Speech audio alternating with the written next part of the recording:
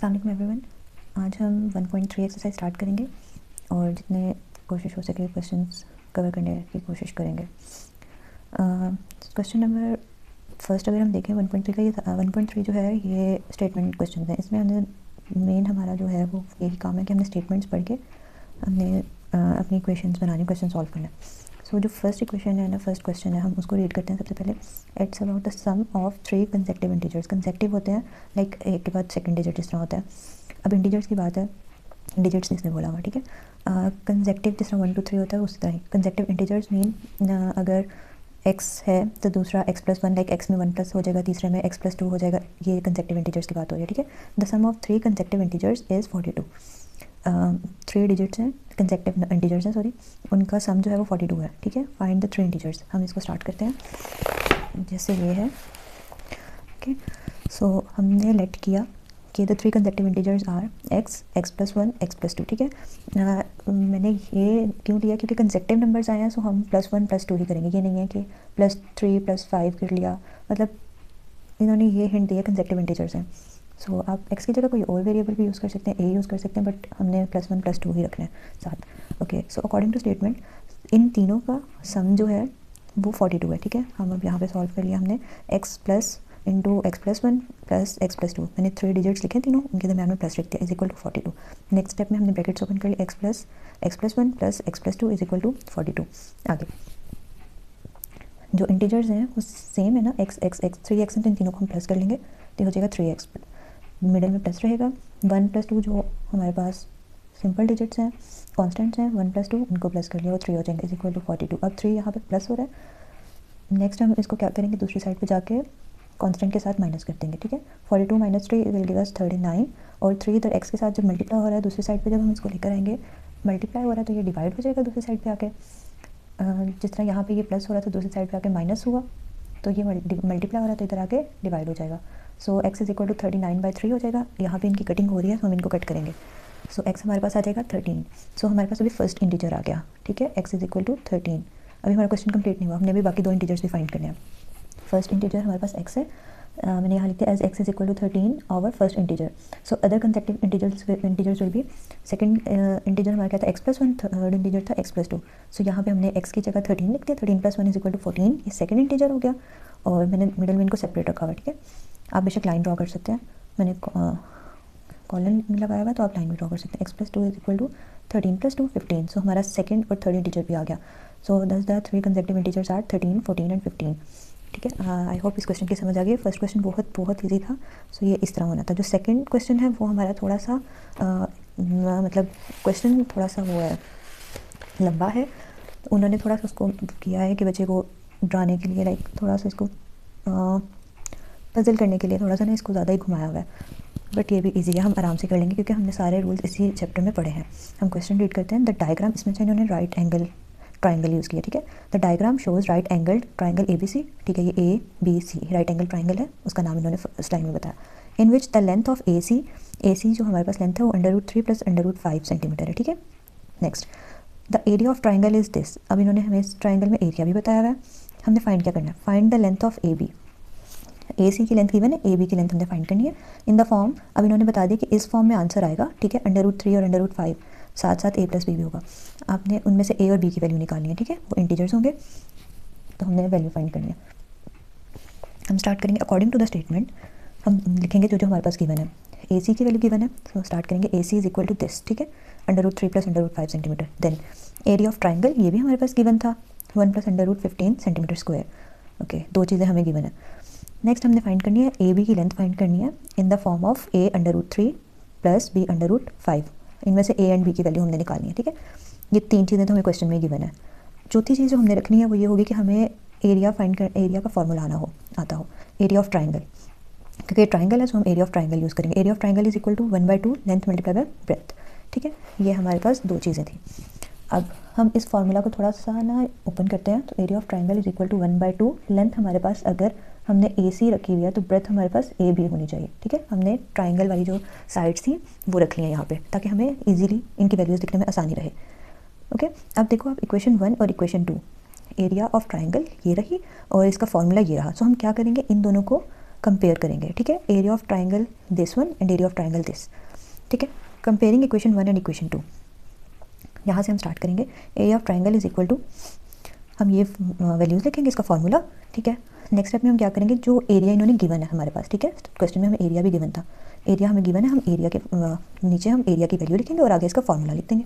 Formula में हम क्या करेंगे, 1/2 इंटू AC की वैल्यू हमें पता है, वैल्यूज़ पुट करेंगे स्टेप में। एरिया ऑफ ट्राइंगल हमें गिवन है, वो हमने पुट किया, is equal to 1/2 as it is. आगे AC की वैल्यू √3 + √5 है, और आगे AB जो है वो हमने फाइंड करना है, वो एज इट इज़ आ जाएगा, ठीक है। अब अगले स्टेप में हमने क्या किया, हमने इस स्टेप में क्या किया, यहाँ पे 2 जो है डिवाइड हो रहा है, हमने A और B को अकेला कर देंगे, ठीक है, इस साइड पे, क्योंकि इसकी वैल्यू फाइंड करनी है। तो हम क्या करेंगे, सारे जो कॉन्स्टेंट्स हैं ना, इन सबको दूसरी साइड पे ले जाएंगे। 1/2 इधर डिवाइड हो रहा है, इस साइड पे आके मल्टीप्लाई हो जाएगा, और मैंने ब्रैकेट लगा के इसको लिख दिया कि भाई 2 इन दोनों वैल्यू से 1 + √15 से मल्टीप्लाई हो रहा है, इसलिए ब्रैकेट लगाइए। ओवर ये √3 + √5 इधर ये मल्टीप्लाई हो रहा था AB के साथ, दूसरी साइड पे आके डिवाइड हो जाएगा, ठीक है। अब मैंने इस स्टेप में क्या किया, AB की जगह इक्वेशन वही लिख दी कि AB हमारा इस फॉर्म में आंसर आएगा, ठीक है। A + √3 + B + √5, मैंने ये चीज़ लिखी है। अगले स्टेप में मैंने मतलब इनको थोड़ा सा वो कहते हैं ना, मिरर कर दिया कि A जो वैल्यू फाइंड करनी थी वो इधर लिखती है, और ये वाली दोनों वैल्यूज़ राइट साइड पे लिखती हैं, ये चीज़ बस की है। अब जिस तरह हम पिछले क्वेश्चंस में करते थे, हम इनको रैशनलाइज करते थे, क्योंकि हमारे डिनोमिनेटर में क्या नाम है इसका, अंडर रूट आ रही है वैल्यू, सो हमने इसको इरेशनल वैल्यू, हमने इसको रैशनलाइज करना है। हम कैसे करते थे, इसके कॉन्जुगेट से मल्टीप्लाई करते थे, ऊपर भी और नीचे भी, सेम हमने वही चीज़ की, rationalising the denominator in right side. Left side आपने भी साइड पे रहने देनी, क्योंकि ये तो हमारे साथ साथ वैसे ही चल रही है, इसको हमने इसको कंपेयर करके A और B की वैल्यू निकालनी है, ठीक है। सो हम क्या करेंगे, ये चीज़ ऐसे ही आ गई, और इसको हमने इसके कॉन्जुगेट को मल्टीप्लाई कर दिया ऊपर और नीचे दोनों साइड्स पे। आगे ओके, सो अब मैंने इनके कॉन्जुगेट्स को इकट्ठा करके लिख दिया, इनके साथ मल्टीप्लाई हो रहा है। नेक्स्ट स्टेप में जस्ट हमने मल्टीप्लिकेशन किया, ओके। 2 मैं बाहर ही रखूँगी, इसको हम बिल्कुल लास्ट में मल्टीप्लाई करेंगे, ठीक है। अगर हम देख लेते नीचे, क्योंकि हमारे पास भी कांस्टेंट वैल्यू आ जाएगी रैशनल होके अंडर रूट के बगैर, सो अगर कटिंग भी कहीं हो रही है हम कर सकेंगे, ओके। तो अब 2 बाहर है बिल्कुल, इसको साइड पे आप रखें। मैंने एक स्क्वायर ब्रैकेट लगाई और अंदर वाली वैल्यूज़ दोनों को मल्टीप्लाई करना स्टार्ट किया। पहले 1 को √3 से मल्टीप्लाई किया, ये रहा। फिर हमने 1 को -√5 से मल्टीप्लाई किया, माइनस शुरू में आ गया क्योंकि एक वैल्यू के साथ माइनस था। नेक्स्ट स्टेप, √15 को √3 से मल्टीप्लाई करेंगे यहाँ पे। उसके बाद √15 को -√5 से मल्टीप्लाई करना है, वो ये है, माइनस मैंने स्टार्ट में लिख दिया, और इन दोनों को यहाँ पे मल्टीप्लाई करके लिखना है। स्क्वायर ब्रैकेट क्लोज, ओवर में क्या आ जाएगा, √3 + √5 into √3 - √5, A + B into A - B, वही हमारा फॉर्मूला, A² - B², ये चीज़ बन गई हमारे डिनोमिनेटर में। अब ऊपर देखते हैं, 2 एज इट इज़ बाहर रहेगा, स्क्वायर ब्रैकेट 1 को √3 से मल्टीप्लाई किया, √3 -1 को √5 से मल्टीप्लाई करेंगे, सो -√5। नेक्स्ट स्टेप, √15 को हम इस तरह लिख सकते हैं, 3 × 5 × 3, ये वाला मल्टीप्लाई बाय 3, ये वाला आया हुआ, ठीक है। ब्रैकेट क्लोज, माइनस इस √15 और √5 को भी मैंने ऐसे लिखा है, 3 × 5 √ √5, ब्रैकेट क्लोज और स्क्वायर ब्रैकेट क्लोज। नीचे जो है इनके जो स्क्वायर्स थे वो √ से कट हो गए, तो नीचे आ जाएगा 3 - 5। Next step, √3 -√5 as it is आएगा। अब ये देखो, एक ये 3 है, एक ये 3 है, तो इसका मतलब यहाँ पे ये मल्टीप्लाई हो रही है ना, तो ये 3 का स्क्वायर हो सकता है, ठीक है। √3² मल्टीप्लाई √5, ब्रैकेट्स क्लोज, माइनस ये वाला माइनस ऐसे ही आएगा। इसमें भी, इसमें √3 सिंगल रहेगा, √5 जो है उसका स्क्वायर आएगा, ब्रैकेट क्लोज, और नीचे 3 - 5 था, -2 हो गया, इन दोनों को सब्ट्रैक्ट किया तो -2 जो है वो इस 2 से कट हो जाएगा, इसलिए हम 2 को अंदर पहले मल्टीप्लाई नहीं थे करे, कि अगर कहीं कटिंग होती है तो हम कर सकेंगे, ओके। अब ये डिनोमिनेटर में जस्ट माइनस रह गया, हम माइनस को इधर ऊपर ले आएंगे, क्योंकि अब तो डिनोमिनेटर में 1 है, वो लिखे ना लिखे, ब्रैकेट्स √3 - √5। अब ये जो है ना, इसका अंडर रूट कट हो गया, तो ये आ जाएगा 3 √5, और ये माइनस इस 5 का भी अंडर रूट कट हो गया, तो ये 5, दूसरा वाला √3 ऐसे ही आएगा।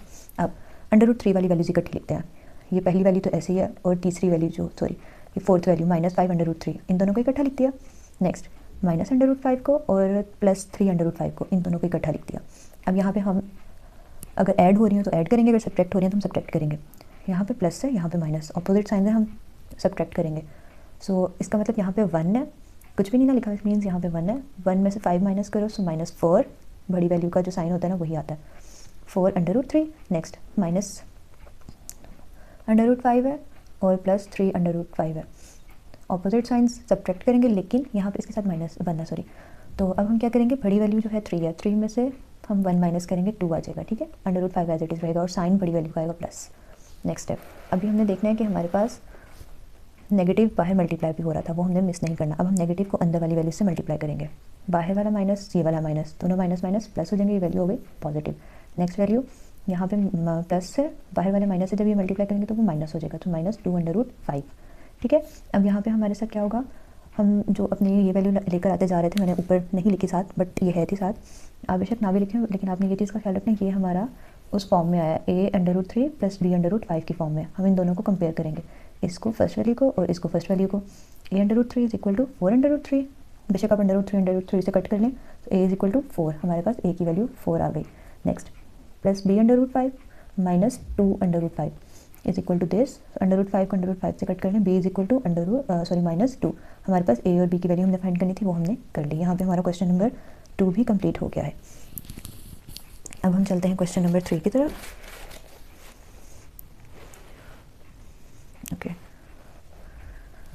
क्वेश्चन नंबर 3, ये अच्छा, इसमें इन्होंने रेक्टेंगल की बात किया, उसमें हमारे पास स्क्वायर था, अब ये रेक्टेंगल है। रेक्टेंगल है साइड्स, इसमें इन्होंने साइड्स गिवन है, एक साइड ये है, दूसरी साइड ये है हमारे पास। Express the area of rectangle, हमने इसमें एरिया फाइंड करना है, एरिया गिवन नहीं है।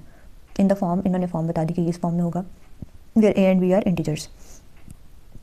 ओके, सो हम एरिया ऑफ रेक्टेंगल, हम फॉर्मूला रखेंगे अपना, area of rectangle = length multiply by breadth. ठीक है, साइड्स होती हैं दोनों, एक साइड हमारी लेंथ है और एक साइड हमारी ब्रेथ है, इसको हमने इक्वेशन 1 रख लिया। अब सिंपल हमने इसको क्या करना है, मैंने इनको अलग अलग साइड्स को अपना सिंप्लीफाई किया। अगर आप इसको साथ ही सिंप्लीफाई करते रहेंगे तो वो भी ओके है, अगर अलग अलग से सिंप्लीफाई करेंगे तो वो भी ओके है।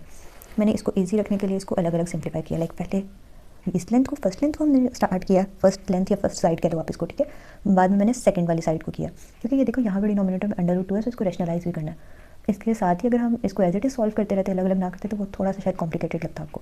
ओके, तो सबसे पहले हम क्या करेंगे, मैंने ये लिखा है, let's simplify the both sides of rectangle 1 by 1। ठीक है, फर्स्ट साइड इज 2 + √8, इसको सिंप्लीफाई करना है, सॉरी 18, √18, 2 + √18, तो √18 हमारे पास इस तरह आता है 2 × 3 × 3, लाइक 2 3 6 6 3 18, है ना, 2।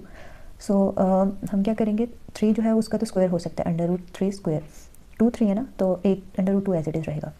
हम क्या करेंगे, 2 + √2 × √3 स्क्वायर, स्क्वायर √2 से कट हो जाएगा, 3 का 3 हमारा अलग हो जाएगा, और बट √2 एज इट इज़ रहेगा। सो हमारी फर्स्ट साइड हमने सिंप्लीफाई कर ली, वो क्या होगा, 2 + 3 √2, ये फर्स्ट साइड हमने सिंप्लीफाई कर ली। ओके, अगर हम अब हम सेकंड साइड को करेंगे, सेकंड साइड को हमने रैशनलाइज भी करना है। ओके, 5 को हम एज इट इज़ नीचे लेकर आते रहेंगे, -4/√2, इसको रैशनलाइज करना है, सो डिनोमिनेटर से हम मल्टीप्लाई भी करेंगे और डिवाइड भी करेंगे, जिस तरह यहाँ पे मैंने किया है। ओके, 4 को √2 से मल्टीप्लाई किया, और नीचे √2 का स्क्वायर हो जाएगा, क्योंकि √2 से मल्टीप्लाई हो रहा है, तो इनका स्क्वायर हो जाएगा। तो 5 माइनस, तो एज इट इज़ आता रहेगा 5 - 4 √2 ऊपर बन रहा है, नीचे क्या है, √ और स्क्वायर कट हो जाएंगे, सो नीचे अकेला 2 रह जाएगा। सो हम 2 को और 4 को कट कर सकते हैं, 2 1 = 2, 2 2 = 4। सेकेंड साइड जो हमारा सिंप्लीफाई होकर आया, वो आया 5 - 2 √2। ठीक है, अब हम इन दोनों साइड्स को ना, जो हमने सिंप्लीफाई किया, इनको इक्वेशन 1 में पुट करेंगे, जो हमने फार्मूला रखा हुआ था जहाँ पे। After simplifying both sides, equation 1 will become area of rectangle = पहले हमारे पास वो दूसरे फॉर्म में आ रहा था सिंप्लीफाई होने से पहले, अब हमने जो सिंप्लीफाई किया उस फॉर्म में आएगा। पहले फर्स्ट साइड लिखेंगे 2 + 3 √2, फिर हम सेकंड साइड लिखेंगे 5 - 2 √2, ये हमने दोनों साइड्स लिखनी है। अब इसके बाद हमने सिंपली इन दोनों को आपस में मल्टीप्लाई करना है।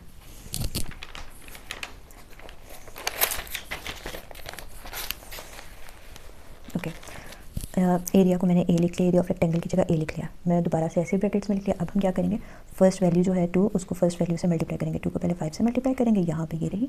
नेक्स्ट हम क्या करेंगे, 2 को माइनस है ये यहाँ पे, ठीक है, सो मिडिल में माइनस आ जाएगा, 2 × विद 2 × √2, ठीक है।